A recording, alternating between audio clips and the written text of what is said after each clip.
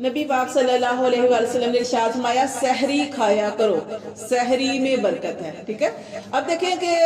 اللہ کا حکم ہے، ہم کیسے اٹھتے ہیں، ورنہ اپنی زندگی میں دیکھیں کہ ہمیں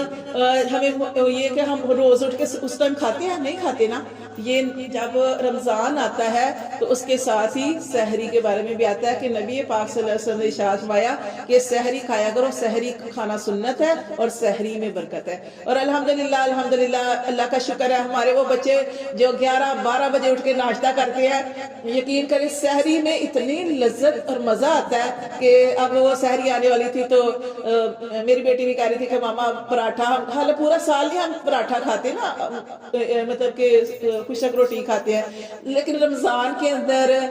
پراٹھا ہوتا ہے کہ پراٹھا کھائیں گے، لسی پیئیں گے، مطلب ہر نعمت اللہ نے دی ہے، پورا سال دی ہوتی ہیں ہمیں ساری نعمتیں، یہ نہیں کہ صرف رمضان میں ملتی ہیں، سارا سال ہمارے پاس الحمدللہ اللہ کا رزق ہوتا ہے، پیسے ہوتے ہیں، سارا کچھ ہوتا ہے، لیکن جو اہتمام ہم رمضان کے اندر کرتے ہیں نا، وہ یقین کریں کسی اور مہینے میں نہیں کرتے۔ اور کتنی بڑی بات ہے کہ سحری اپنے لیے کھانی ہے اور سنت، ایک سنت کو پورا کریں گے تو 100 شہیدوں کا ثواب ملے گا۔ کھانا اپنے لیے لیکن 100 شہیدوں کا ثواب ملے گا۔ تو سحری تو آپ نے کرنی ہے، اس کو سنت سمجھ کے آپ نے کرنا ہے کہ یہ نبی پاک صلی اللہ علیہ وسلم کی سنت ہے، تو یہ آپ کو اس کا بہت زیادہ اجر و ثواب ملے گا۔ اور روزہ ہمیشہ سحری کھا کے ہی رکھنا چاہیے، ٹھیک ہے، کیونکہ کھایا ہو تو پھر پیٹ بھی بھرا ہوتا ہے، پھر عبادت کرنے کو بھی دل کرتا ہے۔ اگر آپ کو بھوک لگی ہو، ویسے تو الحمدللہ یہ موسم بہت اچھا ہے، بھوک بھی نہیں لگے گی انشاءاللہ، پیاس بھی نہیں لگے گی، اور لگے گی بھی تو کیا، گرمیوں کے روزے بھی تو رکھے ہیں نا، گرمیوں میں بھی تو دیکھیں کہ اتنی سخت جو گرم روزے ہوتے تھے وہ بھی ہم نے الحمدللہ رکھے۔ تو اصل چیز اللہ کا حکم ہوتا ہے، یہ اللہ تعالیٰ کا حکم ہے کہ آپ نے روزے رکھنے ہیں، تو آپ نے کوشش کرنی ہے، ارادہ کرنا ہے۔ اور یہ جیسے کچھ لوگ بیمار ہوتے ہیں نا تو پہلے ہی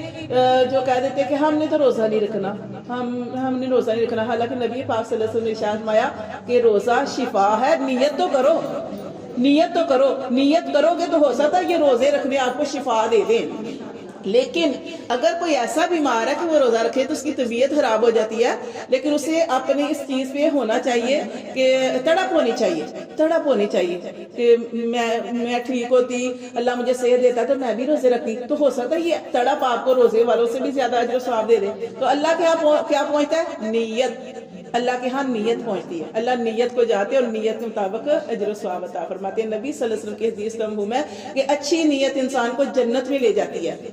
اور بری نیت جہنم میں لے جاتی ہے۔ اچھی نیت جنت میں لے جاتی ہے، اس میں وہ واقعہ آ جاتا ہے کہ 4 طرح کے لوگ ہوتے ہیں خرچ کرنے کے حساب سے، یہ نیت میں آپ کو یہ بتا رہی ہوں حدیث، 4 طرح کے لوگ ہوتے ہیں خرچ کرنے کے اعتبار سے۔ ایک وہ ہے کہ جس کو اللہ نے مال دیا، علم دیا، مال بھی دیا اور علم بھی دیا۔ اب جس کو اللہ نے مال بھی دیا، علم بھی دیا، علم بہت بڑی نعمت ہے اللہ کی، ٹھیک ہے، اور مال بھی بہت بڑی نعمت ہے، دونوں نعمتیں ہیں۔ اب آپ کہیں کہ نہیں ہمیں بس علم، دونوں چیزیں اللہ کی نعمت ہے، اللہ کا شکر، اگر اللہ نے دیے ہیں تو وہ شکر ادا کرنا چاہیے۔ کسی کو اللہ نے مال دیا اور ساتھ میں علم بھی دیا تو وہ بندہ یا عورت اپنے علم کی وجہ سے اس مال کا اچھا استعمال کرتی ہے، اپنے علم کی وجہ سے۔ علم کیا ہوتا ہے کہ اللہ تعالیٰ نے آپ کو بتا دیا کہ آپ نے مال کو کیسے خرچ کرنا ہے، خود پہ بھی لگانا ہے، عزیز و اقارب پہ بھی، جو آپ کے قریبی ہیں تو حق بنتا ہے آپ کے اوپر، تو یہ بھی آزمائش ہوتی ہے نا، مال تو اپنے قرابت داروں پہ بھی لگانا ہے، اللہ کے راستے میں بھی خرچ کرنا ہے، جو اس کے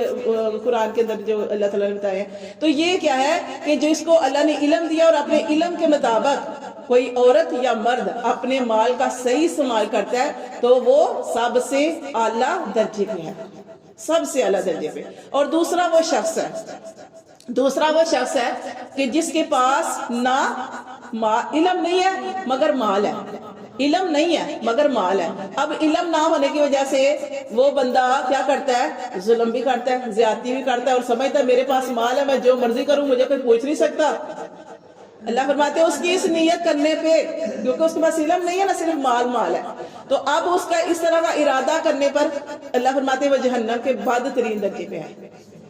تیسرا وہ شخص ہے کہ جس کے پاس صرف علم ہے، مال نہیں ہے، صرف علم ہے، اور وہ کہتا ہے اللہ سے دعا کرتا ہے کہ اللہ مجھے بھی پیسے دے، مجھے بھی مال دے، اللہ مجھے بھی نعمت دے، اللہ میں بھی فلاں پہ خرچ کروں، اللہ میں بھی غریبوں کی مدد کروں، اللہ میں بھی تیرے رستے میں لگاؤں، اللہ میں یہ کروں. اچھی نیت کرتا ہے. اچھی نیت کرنے کی وجہ سے اللہ، اس کے پاس مال نہیں ہے، صرف اس نے نیت اچھی کی ہے. کسی کو دیکھ کے کہا اللہ مجھے بھی دے، میں بھی دینے والوں میں سے ہو جاؤں. تو اللہ تعالیٰ فرماتے ہیں کہ اس کی اچھی نیت کرنے کی وجہ سے یہ پہلے شخص کی مانند ہے کہ جس کے بارے میں اللہ کے رسول نے فرمایا کہ وہ بہترین درجے پہ ہے. صرف نیت اچھی کرنے پر وہ پہلے شخص کے برابر اس کو